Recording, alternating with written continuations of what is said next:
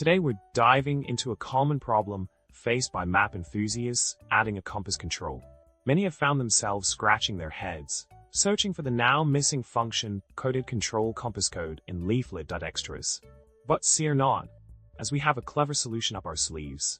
Now, let's explore the solution to our compass problem. By using a combination of HTML and CSS, we can craft a sleek arrow pointing north to add to our map. The key lies in inserting the arrow design into a div element and then incorporating it into our leaflet map.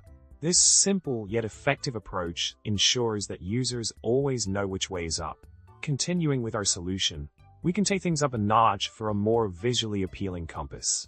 By incorporating an image of a compass into our map, we can add a touch of style while maintaining functionality. With a bit of CSS magic to tweak the appearance, we can achieve a professional look that enhances the overall map experience. To summarize, we've tackled the compass control dilemma by utilizing HTML, CSS, and a dash of creativity. Our compass, arrow, and image solutions provide both functionality and visual appeal to elevate your map's user experience. So go ahead, give it a try, and level up your mapping game.